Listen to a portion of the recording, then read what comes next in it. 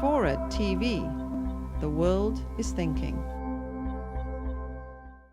But since the advent of the Ayatollah Khomeini, sometimes called the Iranian Revolution of 1979, I would say myself the Iranian counter-revolution, since the entire people of Iran and every layer of Iranian society took to the streets to overthrow the Shah, only to find that their revolution had been taken from them and hijacked by a clerical caste, who then used violence against all those who had helped them to overthrow the Shah and imposed a dictatorship of their own. I believe that's better described as a counter-revolution than a revolution. There was a revolution anyway, but ideologically, the version of totalitarianism I'm talking about here has a religious name.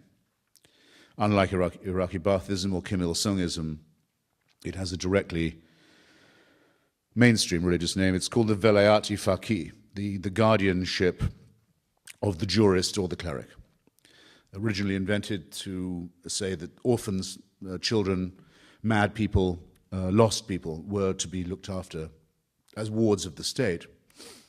Khomeini decided that this velayat should be extended to everybody. Everyone in Iran is now considered to be a child, with a paternal authority vested in the Guardian Council and the Supreme Leader. And they're supposed to be grateful that they can never, for a moment, not be afforded this wonderful protection. The father who will never go away, the father who will never quit caring for them.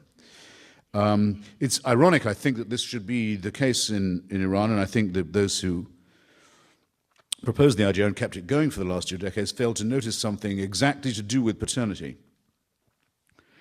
The Iranian people lost, we think, at least 1 million, maybe 1.5 million young people in the terrifying war that they waged with Saddam Hussein.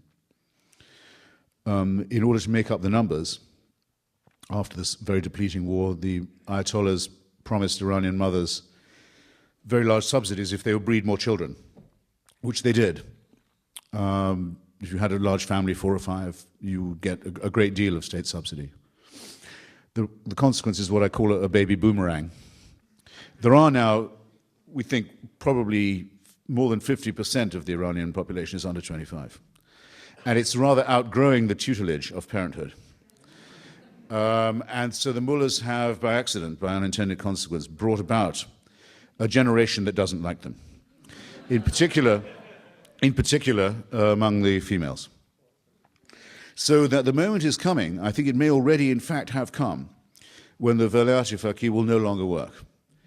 But in the meantime, the appearance of an open society, not an open society, but a relatively open one when compared with Saddam's Iraq or North Korea, but where all is allowed, but all is guided, and all is finally decided by a Guardian Council, has reached the point that Lenin described, excuse me, the point that Lenin used to describe as a revolutionary situation, viz., a situation where the old order cannot continue in the old way, is unable to do so, and where those whom it rules do not wish, have no further desire to be ruled,